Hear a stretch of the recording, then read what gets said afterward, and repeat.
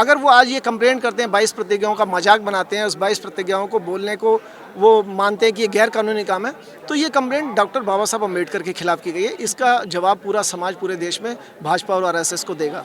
वो प्रज्ञा का, शील का, करुणा का रास्ता है, मैत्री का रास्ता है, वो वैज्ञानिक सोच का रास्ता है जो आज के समाज को और दुनिया को आगे लेकर जाएगा। तो इसलिए मैंने उसे अपनाया कि इंसान गरीब से गरीब इस धर्म को फॉलो कर सकता है, क्योंकि कोई भी मंदिर में न प्रसाद चढ़ाना है, न पैसा चढ़ाना है, न दान पेटियां भरनी है, न गहना जेवर चढ़ाना है, न कोई डर दिखाना है। बहुत सरल तरीके से इसको अपना करके लोग आगे की ओर बढ़ सकते हैं। तो बाबा साहब अम्बेडकर के बाद मान्यवर कांशीराम साहब को अपना पूरा जीवन झोंकना नहीं पड़ता और ना ही बसपा बनानी पड़ती, अगर ये हमारा हित चाहते। तो यहाँ लड़ाई सीधे सीधे खुली खुली है कि दो वर्ग हैं यहाँ, एक अम्बेडकरवाद, दूसरा ब्राह्मणवाद। लेकिन आपको अशुद्ध भी हम कर सकते हैं और शुद्ध भी आपको हम ही कर सकते हैं। हम पर ही है सारी पावर। आपको हम डरा भी सकते हैं, आपको हम आज़ाद भी कर सकते हैं। मेरे साथ दो खास मेहमान हैं। एक निर्देश सिंह है, आप सब जानते हैं, बहुजन समाज से हैं, और एक वकील साहब हैं, सवर्ण समाज से हैं, और पंचशील का झंडा है। मैंने आपका एक वीडियो देखा कि आपने धम्म अपना लिया है। जी, 5 अक्टूबर को अशोक विजयदशमी के दिन अम्बेडकर भवन में। तो आप वैश्य समाज से थे? नहीं, राजपूत समाज से। मतलब जनरल कैटेगरी से? General category. तो क्यों धम्म अपनाया आपने? वो धर्म का रास्ता जो वो सही रास्ता है, इसलिए उसको अपनाया, क्योंकि जो हिंदू धर्म का रास्ता है वो मेरे विचार में, जो मुझे लगा कि वो गैर बराबरी की बात करता है, अंधविश्वास, पाखंड की बात करता है, उसमें शोषण है, एक पर्टिकुलर समाज को जन्म के आधार पर ऊंचा और नीचा माना जाता है। तो इसलिए मैं उसको छोड़ना चाहता था। और धर्म का रास्ता, जो बुद्ध का जो रास्ता है, वो प्रज्ञा का, शील का, करुणा का रास्ता है, मैत्री का रास्ता है, वो वैज्ञानिक सोच का रास्ता है जो आज के समाज को और दुनिया को आगे लेकर जाएगा। तो इसलिए मैंने उसे अपनाया। लेकिन लोग तो कह रहे हैं कि राजेंद्र पाल गौतम ने 22 प्रतिज्ञा लेकर भावनाएं आहत कर दी। बाबा साहब अम्बेडकर ने संविधान लिखा, भारत का संविधान लिखा।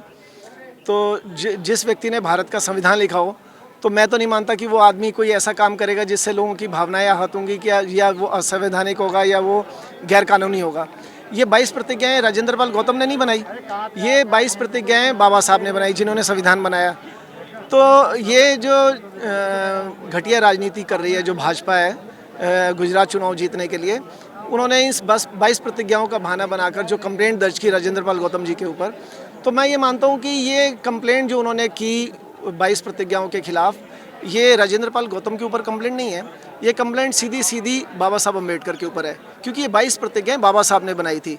अगर वो आज ये कंप्लेंट करते हैं, 22 प्रतिज्ञाओं का मजाक बनाते हैं, उस 22 प्रतिज्ञाओं को बोलने को वो मानते हैं कि ये गैर कानूनी काम है, तो ये कंप्लेंट डॉक्टर बाबा साहब अम्बेडकर के खिलाफ की गई है। इसका जवाब पूरा समाज, पूरे देश में भाजपा और आरएसएस को देगा। आप खुद पेशे से वकील भी हैं? जी, मैं और राजेंद्र पाल गौतम जी ने साथ ही LLB की और साथ ही वकालत की शुरुआत करी, और पार्टनरशिप में साथ ही वकालत करते थे। बड़ा दबाव होगा आप पर, तो आप बुद्धिस्ट हो गए? नहीं, मेरे ऊपर मुझे कोई दबाव डाल ही नहीं सकता। मुझ पर कौन दबाव डालेगा? तो लोग तो कह देगा कि धर्म खतरे में है। धर्म खतरे नहीं है, उनकी दुकानदारी खतरे में है, भाजपा और संघ की दुकानदारी खतरे में है। लेकिन सवर्ण समाज, हम कॉन्स्टिट्यूशनल बात कर रहे हैं, SC ST OBC माइनॉरिटी को छोड़ दें, इस देश में लोगों ने जाति का हिसाब कर दिया धर्मों को लेकर कि बुद्धिस्ट है तो शेड्यूल कास्ट होगा। आप तो जनरल कैटेगरी से हैं, और जनरल कैटेगरी के लोग तो कहते हैं कि हम कट्टर हिंदू हैं। ज़्यादातर तो वही हैं, मगर जो मैं तो सच के साथ रहता हूँ। बुद्ध का रास्ता जो है वो सच्चाई का रास्ता है। मैं न्याय के साथ रहता हूँ, मैं अन्याय के खिलाफ रहता हूँ। मैं बचपन से मेरी आदत रही है, जो ऊंच नीच की बात करता है, जो धर्म, जो जाति प्रथा की बात करता है, वो अन्याय का रास्ता है, वो शोषण का रास्ता है, अत्याचार का रास्ता है। तो मैं ऐसी व्यवस्था में नहीं रहना चाहता, तो मैं उसका विरोध करता हूँ। और गौतम जी के साथ रहता हूँ शुरू से, 30 साल हो गए साथ, तो कुछ उनका असर भी आता है मेरे अंदर। तो अन्याय के विरुद्ध तो मैं शुरू से ही रहता था। आपने किसी दबाव में धम्म चुना है या आप सहमति है आप? मेरी तो सहमति है, मैं तो हमेशा से अन्याय और शोषण के खिलाफ रहा हूँ।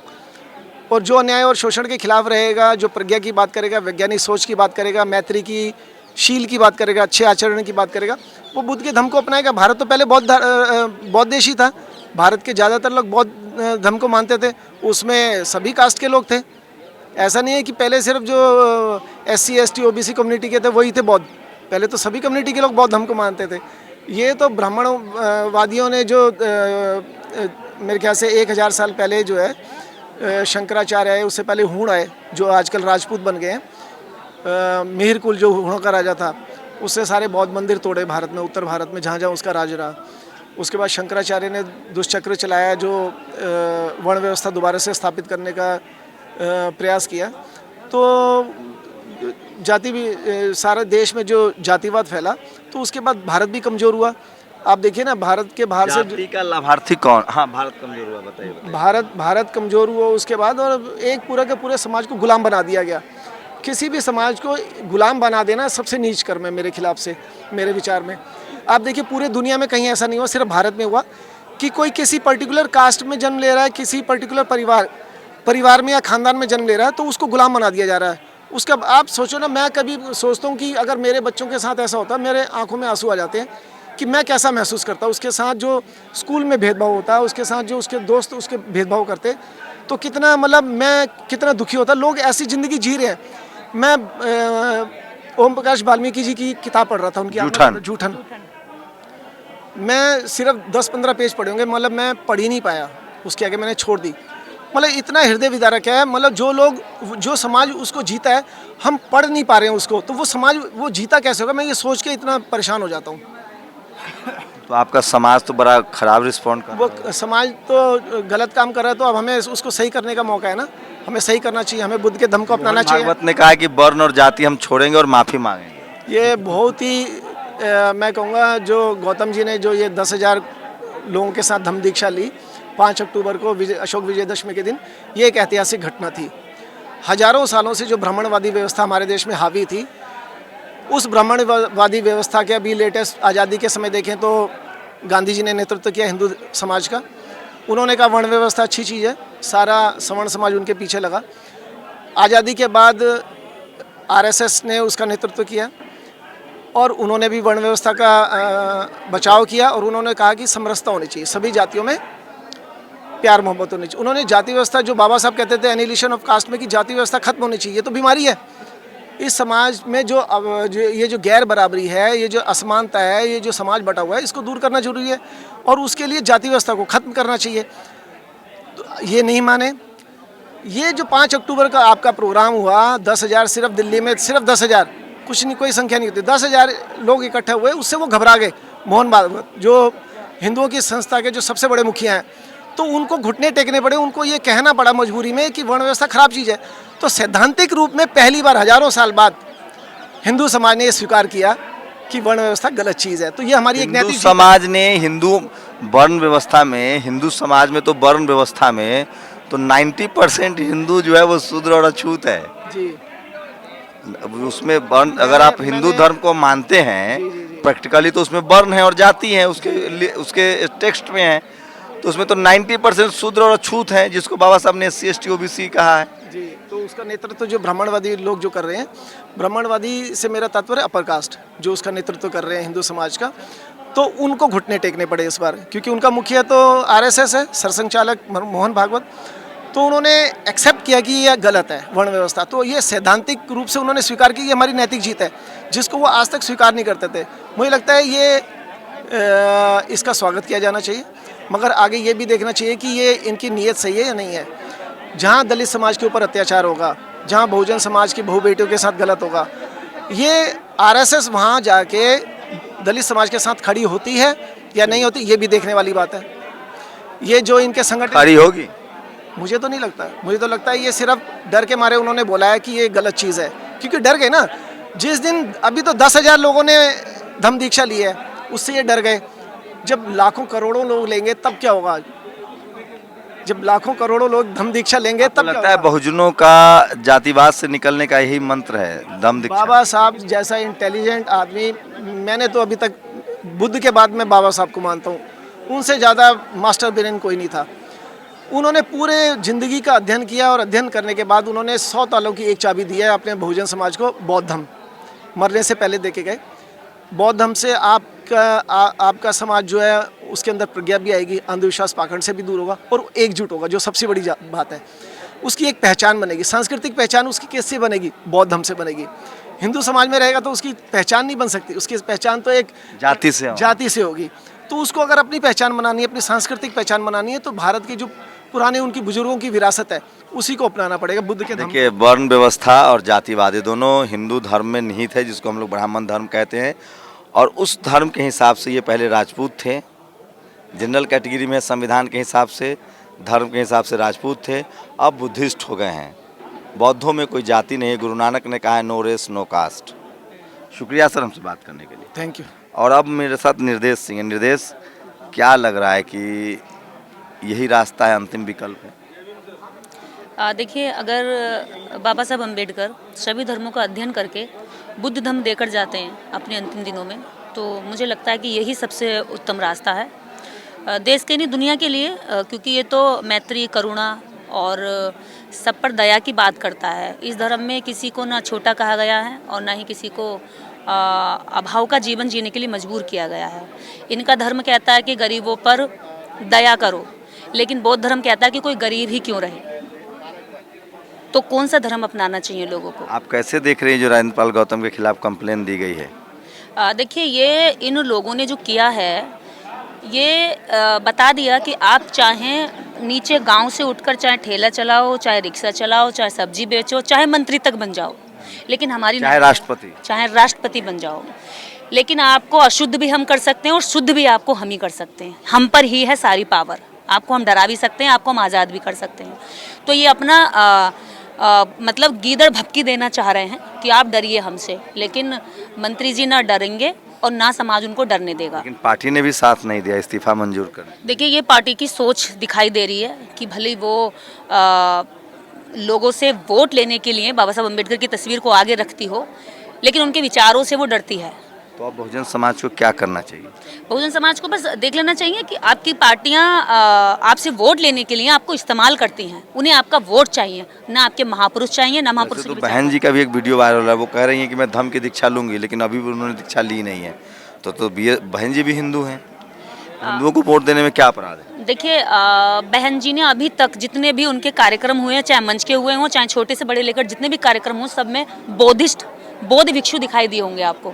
आज तक कोई पंडा पुजारी, शेड्यूल कास्ट अब उसी को वोट करेगा जो बौद्ध भिक्षुओं की पार्टी होगी? ऐसा नहीं है, लेकिन हाँ, शेड्यूल कास्ट ये जरूर देखेगा कि कौन उनके मान सम्मान और स्वाभिमान की लड़ाई लड़ रहा है, वो उधर जाएगा।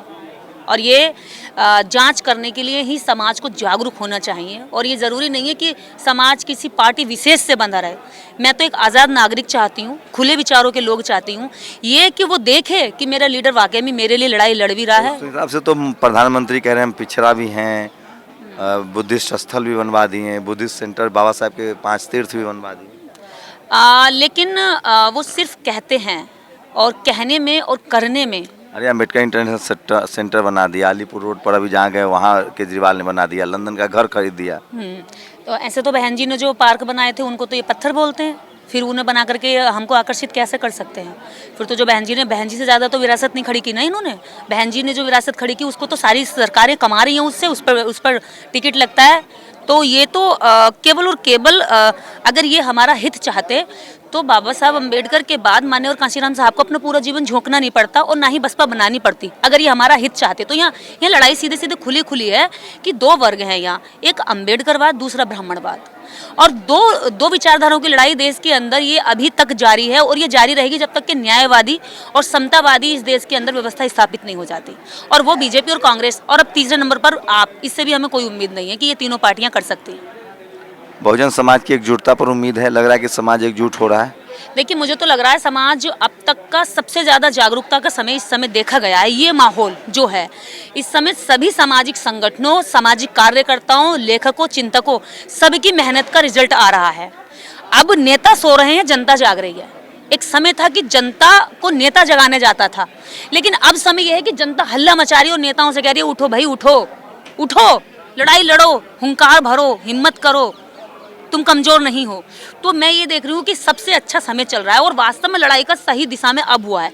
अभी तक ये हिंदू वर्सेस मुस्लिम करते थे, और उसमें पिस्ता कौन था? ये कमजोर तबका। कमजोर कौन था? एससी था, ओबीसी था, मुस्लिम था, ये छोटी जातियों के लोग जो उधर जाकर के कन्वर्जन हो गए थे, ये आपस में लड़वाते थे और हिंदू मुस्लिम का कार्ड खेलते थे। लेकिन अब वास्तव में मैं इसके लिए लड़ाई हिंदू भर से बुद्धिस्ट है। हाँ, और इसके लिए मैं शुक्रिया अदा करूंगी माननीय राजेंद्र पाल गौतम जी का, कि उन्होंने 22 प्रतिज्ञाएं बहुत बार दोहराई गई होंगी, लेकिन 22 प्रतिज्ञाएं उनके द्वारा ली गई तो विवाद में आई, और विवाद में आई तो पूरे देश ने, पूरी दुनिया ने जानी, और दुनिया ने जानने का ये लिया कि लोगों ने देखा कि ऐसा क्या है 22 प्रतिज्ञाओं ने। और अब ये भी आ रहा है कि आप 22 प्रतिज्ञाओं में पहली प्रतिज्ञा से एलर्जी कर रहे हैं, उसको तो बार बार कह रहे हैं कि हमारी भावना आहत होगी, लेकिन उसके पीछे ये भी है कि मैं नशा नहीं करूंगा, उससे तो आपने खुशी नहीं जताई। उसके पीछे तो ये भी है कि मैं व्यभिचार नहीं करूंगा, बहन बेटियों की इज्जत करूंगा, उससे तो आपने खुशी नहीं जताई। इसका मतलब बाकी की जो 21 प्रतिज्ञाएं हैं जो मानवता के हित में है, उसके लिए आपको कोई खुशी नहीं है। केवल एक जो पत्थरों के लिए कह दिया है। और देवी देवता मैं मानूं ना मानूं, आर्टिकल 19 ही मुझे आज़ादी देता है कि मैं उसको मानूं या मैं ना मानूं, ये दोनों बातें मेरे लिए हैं। मैंने ये तो नहीं कहा कि मार मार के, जैसे ये लोग कहते हैं कि चल जय श्री राम बोल, चल जय श्री राम बोल, मॉब लिंचिंग कर देते हैं। किसी बौद्धिस्ट ने आज तक मॉब लिंचिंग नहीं की कि चल जय बुद्ध बोल, जय अम्बेडकर बोल। आज तक किसी भी अम्बेडकरवादी ने जबरदस्ती पकड़ करके, किसी पे प्रेशर बना करके जय भीम नहीं बुलवाया होगा। तो ये अम्बेडकरवादियों की और बौद्धिस्टों की बड़ी सोच और तर्क बुद्धि का ही नतीजा है कि उन्होंने किसी पे प्रेशर नहीं बनाया। अच्छा विचार है, जो समझ रहा पढ़ रहा वो इधर आ रहा। उनके धर्मगुरु कहते हैं कि जानो मत, सिर्फ मान लो। बुद्ध धर्म के धर्मगुरु कहते हैं कि जानो पहले, फिर इस पे विश्वास करो। उनके धर्मगुरु से सवाल नहीं कर सकते। यहाँ धर्मगुरु सवाल ना करने पर डांटते हैं कि पूछो ना हमसे ज्ञान लो, हमसे चर्चा करो। तुम्हारी कोई प्रॉब्लम है, धर्म से लेकर के कोई शंका है तो वो हमसे पूछो, बुद्ध को लेकर कोई शंका है तो हमसे पूछो। मैं तुम्हारा ले जाकर के किसी मंजिल तक नहीं पहुंचाऊंगा, मैं रास्ता बता दूंगा, चलना आपको। वो कहते हैं कि आप घर में बैठिए, धूप बत्ती लगाइए, अगरबत्ती लगाइए और जय जय जय जय कार करिए अपने ईश्वर की, और क्या कहते हैं प्रसाद चढ़ाइए, फूल चढ़ाइए, इस मंदिर से उस मंदिर जाइए। लेकिन यहाँ ऐसा कुछ है ही नहीं। इतना सस्ता और किफ़ायती धर्म है कि यहाँ इंसान की जान की कीमत है, यहाँ पत्थरों की नहीं है। कि इंसान गरीब से गरीब इस धर्म को फॉलो कर सकता है, क्योंकि कोई भी मंदिर में ना प्रसाद चढ़ाना है, ना पैसा चढ़ाना, ना दान पेटियां भरनी है, ना गहना जेवर चढ़ाना, ना कोई डर दिखाना है। बहुत सरल तरीके से इसको अपना करके लोग आगे की ओर बढ़ सकते हैं। ये निर्देश सिंह थे। मैं फिर कह रहा हूँ, लोग कह रहे हैं कि मान्यवर कांसी राम साहब ने बाबा साहब को घर घर पहुँचाया और अब राजेंद्र पाल गौतम ने 22 प्रतिज्ञा को घर घर पहुँचा दिया है। पूरी बातचीत आपको कैसी लगी, अपनी प्रतिक्रिया जोड़ दीजिए। कैमरा आशीष के साथ शंभू कुमार सिंह, नेशनल दस्तक, दिल्ली। नेशनल दस्तक की आपसे गुजारिश है कि अगर इसको बचाना चाहते हैं तो नेशनल दस्तक को सब्सक्राइब करने के लिए रेड कलर के सब्सक्राइब बटन को दबाएं, फिर बेल आइकन की घंटी दबाएं। नेशनल दस्तक को बचाने के लिए बहुत जरूरी है कि हर खबर को शेयर करें, लाइक करें, कमेंट जरूर करें।